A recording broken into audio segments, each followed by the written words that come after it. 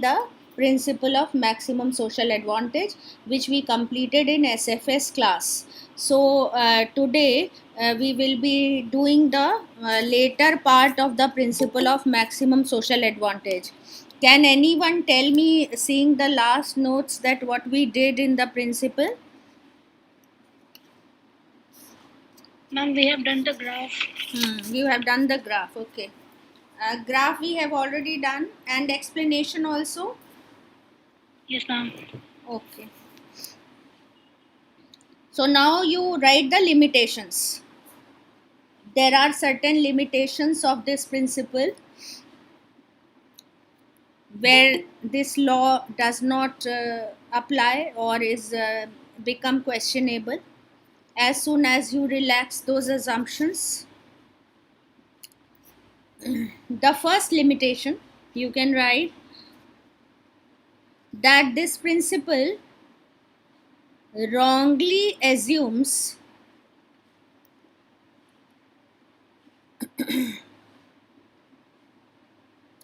this principle wrongly assumes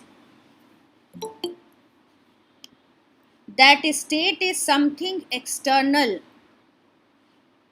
to the economy. That state is something external to the economy.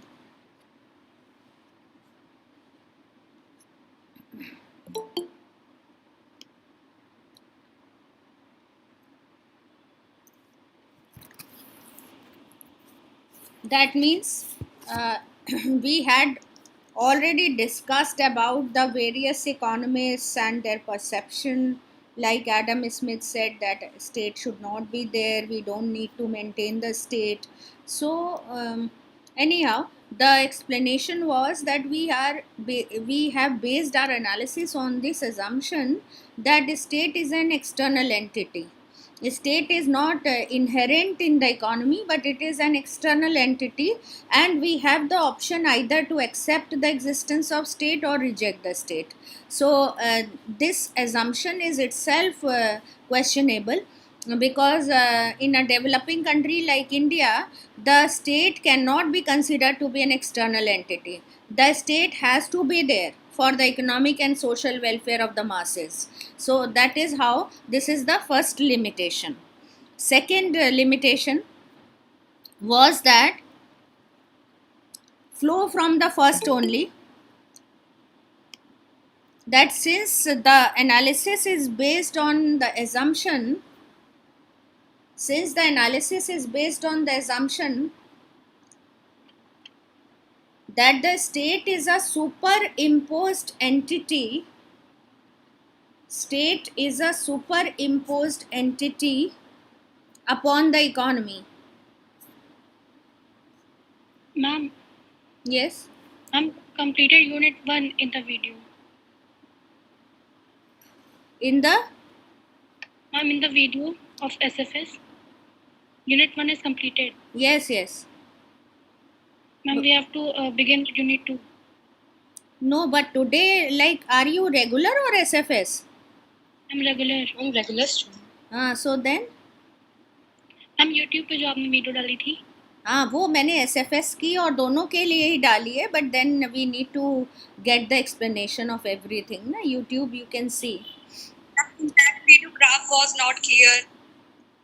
ma'am, for graph we have put the notes on the group also. नहीं, but graph I have already put in Yes, on ma'am. the group also, and if you want it to be explained, I can do it on the board if you want it. I will do it Yes, can you- afterwards. First complete the limitations, then I will once again draw the diagram.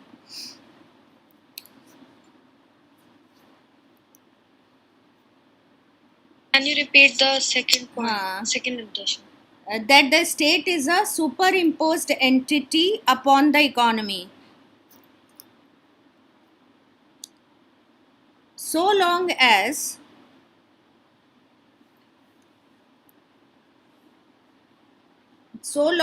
the state is expected to perform basic functions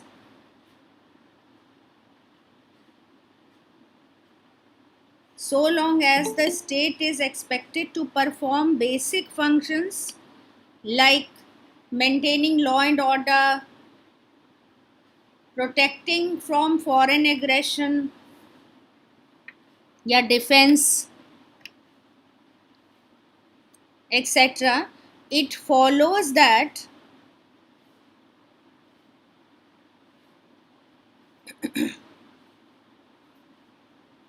the benefits from the state activities will always be more than the costs. COSTS. Please repeat. The benefits from the state activities will always be more than the costs incurred on the maintenance of the state.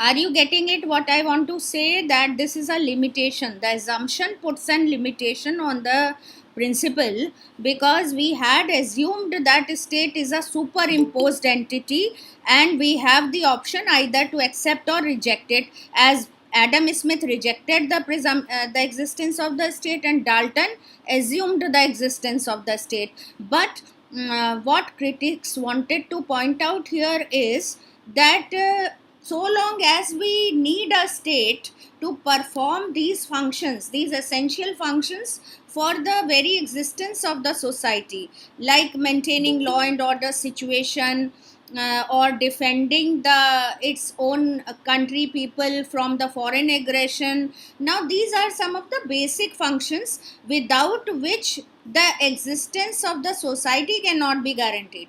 So in that case, obviously you cannot do without the state, number one, and then the benefits which you achieve from the state activities will always be more than the costs or the tax which you pay towards the maintenance of the state. So this option, this assumption is refutable. This assumption can be criticized, because we don't have an option to accept or reject the state. State has to be there. State is essential to perform these basic socio-economic functions. The third point, the third limitation, as Dalton pointed out,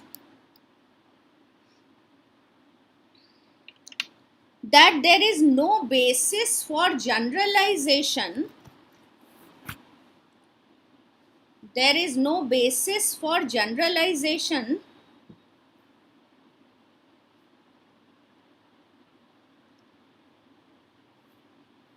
that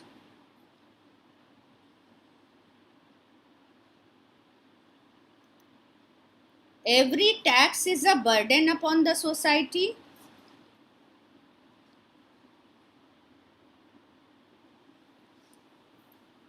and every public expenditure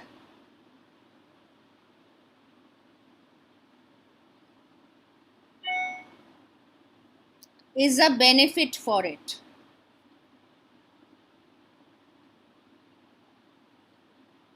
Every tax is a burden upon the society and every public expenditure is a benefit.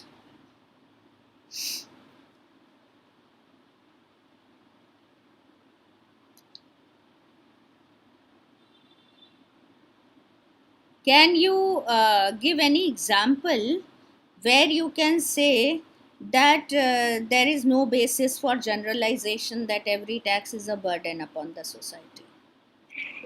But the tax upon drugs and narcotics. Yes, the tax on drugs and narcotics, like we discussed it earlier also, that Dalton criticized Adam Smith by saying that you cannot generalize this, that you have to pay in terms of taxes to maintain the state, and taxes create burden. जैसे वो पूरा diagram जो हमने बनाया है उसमें हमने taxes bring disutility को रिफाइन किया है और एक्सपेंडिचर को यूटिलिटी से जोड़ा है. So limitation is this, that every tax is creating a burden is not cannot be generalized. For example, the taxes on narcotics and drugs or harmful products पे जो भी tax लगता है, so automatically it tends to increase the price and reduce the consumption of these products and brings more economic and social welfare. So it's not a burden. but it creating more economic and social welfare to the society. Similarly, the other statement is every state expenditure is a benefit. Now, if you say that what kind of expenditure is there which is not a benefit or which does not create a benefit, can you give any example? Ma'am, we can take the example of unemployment allowances as they are benefiting the society, but in a larger, if we see in a long term, they are actually making the people lazy. They are actually making them not to work. Okay, but that is more economical example. In a general sense, if you say, like there are two kinds of expenditure broadly, one is productive and the other is unproductive. Like it's right when you are talking about unemployment allowance related to productive expenditure or unproductive expenditure. Mahima, how can education sector ka expenditure can be unproductive? It is not. As you have written in the chat box, the expenditure done on education and health, these are considered to be social sectors. इनको हम define करते हैं as social sectors. So why? Because if you will have more people educated, then that means you will have qualified human resource, and human resource is very important for carrying out the more production, more employment, more income, more national income. So that way, the example which you can give here is like unemployment allowance is a right example. Similarly, expenditure on rallies, election rallies, जो कि आप बहुत अच्छे से identify करते हो. Many political parties are there. For example, in India, it's not a uni-party government or uni-party country. So, different parties, while the elections come, spend a lot of amount on the rallies or election campaigns, which is so unproductive because they are taxing the salaried people, and from that tax they are spending that on the rallies, and they are unproductive because it is not going to produce anything for the further production. So that is why this statement is true given by Dalton, that there is no basis for generalization that every tax is a burden and every public expenditure is a brings benefit to the society. But there are certain examples which show us that every tax is not a burden, but some taxes bring economic benefit to the society, and on the other hand, all public expenditure does not bring benefit. For example, the expenditures done on unemployment and allowances or these kinds of rallies or election campaigns, they are unproductive expenditures, and that is why they do not contribute to the further production and economic development of the country. ठीक है, इस तरह से आप इस limitation को लिखेंगे. Then next limitation relates to this only, that if we assume that all taxes are harmful, if we assume that all taxes are harmful and all public expenditure is beneficial, it leads to some absurd results. Can you speak slowly? If we assume that all taxes are harmful and all public expenditure is beneficial,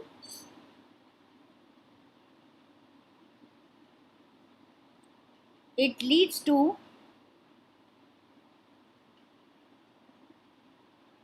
some absurd results.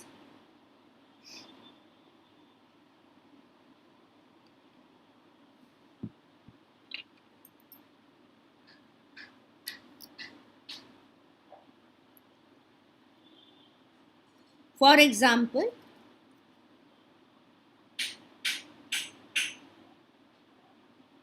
the best course in this situation,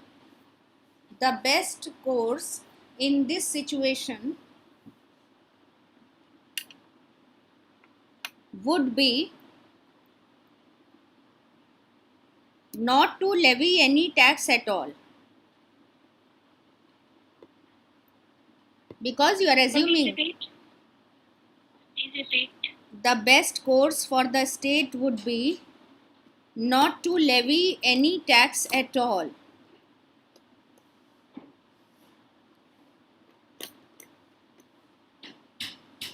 and finance all its activities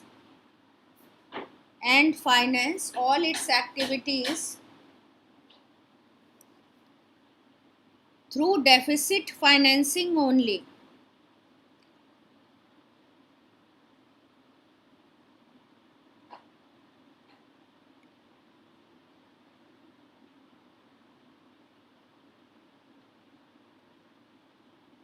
Which is not realistic.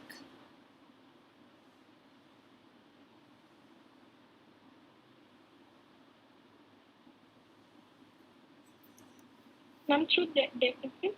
Financing, deficit financing एक instrument है only which is not realistic.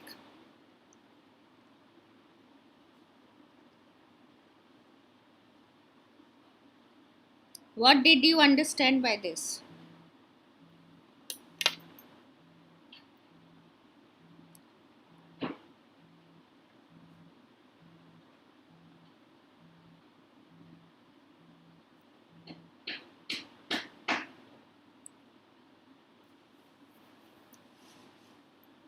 If we follow that all taxes are harmful and all public expenditure is beneficial, it leads to some absurd results. What does it mean? That if we assume that all taxes are harmful, then it follows that we don't tax the people. We ignore this important source of revenue, which is taxes. And then the question is how to do the expenditure, or how do we expect the state to spend on various economic and social heads which are important for the maintenance of the society. For example, education, health, and social infrastructure, and um, uh, roads and mines and all these things, so now where the state is going to finance its activities and do the expenditure, because you are assuming that every tax is a burden. So in that case, the only option left in front of the government is to finance its expenditure through printing more notes. Deficit financing का मतलब जो instrument है financing the deficit. Financing the deficit what deficit? The expenditure more than the revenue. The expenditure becoming out of control because you don't have the revenue, you don't tax the people. So in that case, the government has only one option to tell the RBI on its behalf to print more notes. And what will happen ultimately? This is not the safe realistic option, because every time you cannot say RBI. There are certain rules which we have to follow, there is certain system which we need to follow. And secondly, when lot of money will come out in circulation, deficit financing का जो एक बहुत बड़ा adverse impact होता है, it creates inflation, which I hope you will be studying in your first paper. So this is why this is not a very viable solution, that you assume that all taxes are an evil and so you finance all the state expenditure through deficit financing only. So this is in turn a very absurd result which you are talking about, and that became a limitation for this principle. Next limitation is that we have ignored all non-tax revenue sources. We have ignored all non-tax revenue sources in the discussion of this principle. For example, fines, fees, receipts from provident funds. RBI. What are you Please saying? repeat. We have ignored non-tax revenue sources like fines, fees, then the public borrowings, you receipts from provident funds, etc. So they are also an important source of public revenue, which we are just ignoring here. And then you can conclude with the importance of this principle. These are the limitations, but then you conclude in one paragraph by its importance, that in spite of these limitations, this principle is important in telling the government about its optimum point of state activities, that how much the government should increase its financial operations, to what limit the government should impose taxation, to what limit the government should spend in terms of public expenditure. These important decisions are taken by the government with the help of this principle of maximum social advantage. That is the point where the government should stop, where the advantage to the society is maximum. And for that, you have taken the whole principle in account. So that is how you conclude this principle. Anything which you have not been able to understand, please let me know.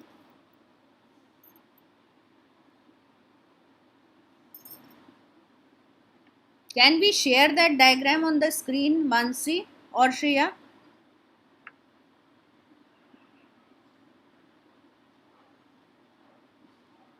I have already sent it on WhatsApp group, I think. Yes, ma'am. Just a second.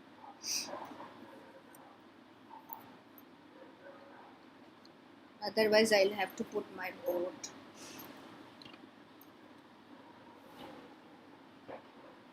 Importance repeat करने को कह रहे हो आकांक्षा.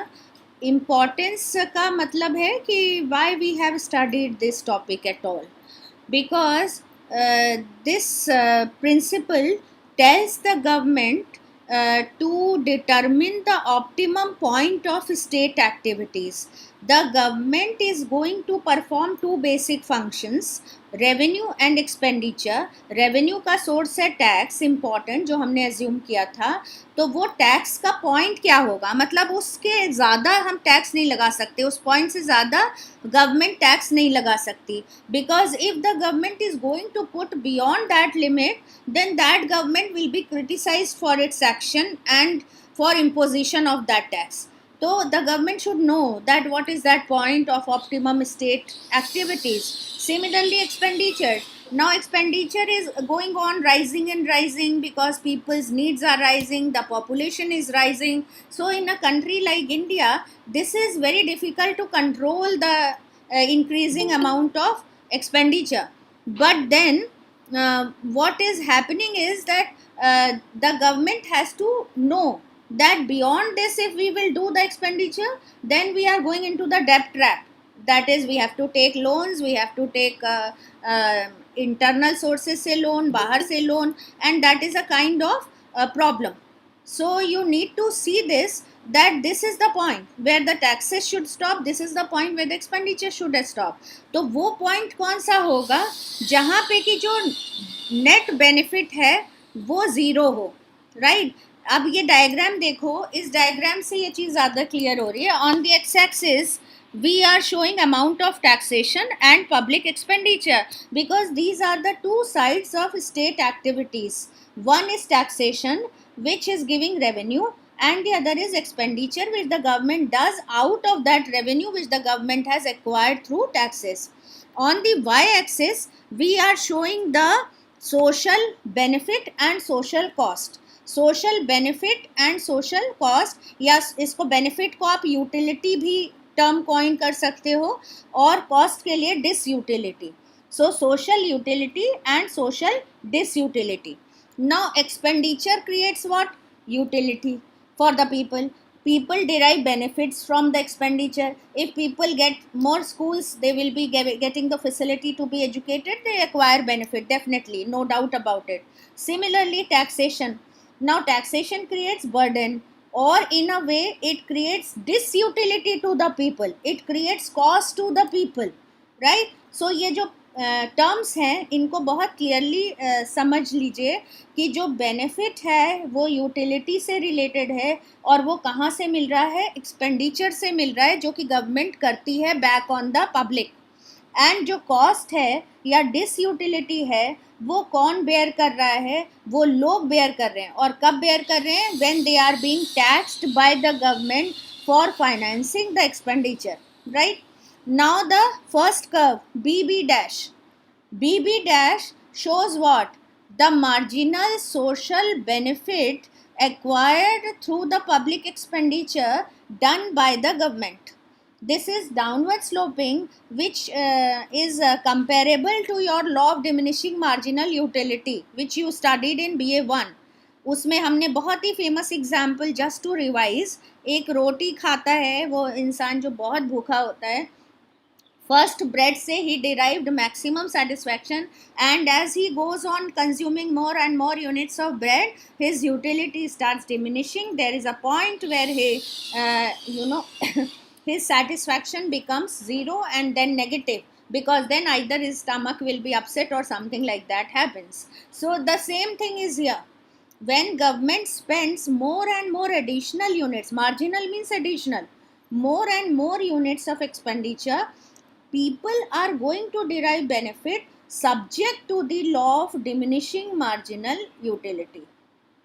Similarly, in the negative side of the x-axis, you can see this is DD dash. This shows what? Disutility. That is why it is in the negative quadrant. Negativity show हो रही है कि ये जो डिससेटिस्फैक्शन है, disutility है, जो burden है, वो एक तरह से माइनस हो रहा है from the society, and this is marginal social cost और marginal social disutility which is created by the increasing amount of taxation. Now, as we increase the taxation, the marginal social disutility is subject to increasing cost. As we have more and more taxes, this is subject to increasing cost, and public expenditure is subject to decreasing utility, right? So one utility is decreasing and disutility is rising. There is a point where they both become equal, and this curve in between is NN dash. NN dash shows what? The net benefit accruing to the society by the difference of the social utility and social disutility. Now if you see this point, M, OM is the optimum point. M is the optimum point. Why? Because M, ऊपर अगर कोई point आप P लिख लें और नीचे आप S लिख लें, तो MP is equal to MS. Clear? So this gap is equal. That is, MP shows what? The benefits, marginal social benefit, and MS shows what? The marginal social cost or disutility. They both are equal. The vertical distance is equal. And that is why this is the point where the government should stop its financial activities. इसके पहले क्या हो रहा है? Before OM. If suppose government stops somewhere before OM, then what is happening? The government is foregoing some benefit, because even if the state is encouraged to increase its financial activities, because still there is a scope, and beyond M point if the state goes, then you can see the vertical distance between BB dash and NN dash, that is social benefit, and the social cost is again unequal, right? So automatically you are encouraged to reduce your financial activities. So that is why we conclude that M is the point of maximum social advantage, where the state's disutility and the state's utility is equal, and this is the optimum point where the state of the financial state activities. So I think this is all for maximum social advantage. If anything is not clear, you can ask. Otherwise, we will come to the unit 2. That is, we start with public revenue today. Thank you, Mansi. If you have understood, please write in the chat box, and please, this is my request, everyone, please see the YouTube videos. It is important because then you can revise it by seeing them, and the whole thing becomes clear then and there. Okay. Now unit 2 has the topic starting from public revenue or taxes. Please explain NN dash. Jainab, NN dash is showing the net benefit to the society, which means the difference between social disutility and social utility. Social cost, जो social disutility और social utility या benefit, दोनों के बीच का जो difference है वो आपका ये कर्व रिप्रेजेंट कर रहा है. जो ट्राइंगल बन रहा है इसमें ONM, ये आपका नेट सोशल बेनिफिट दिखाता है. उसको आप शेडेड एरिया कर सकते हैं और एक्सप्लेन कर सकते हैं कि the area equal to the triangle ONM. M I told you the point of maximum social advantage. So triangle ONM shows the net social benefit. That is the difference between social disutility and social utility.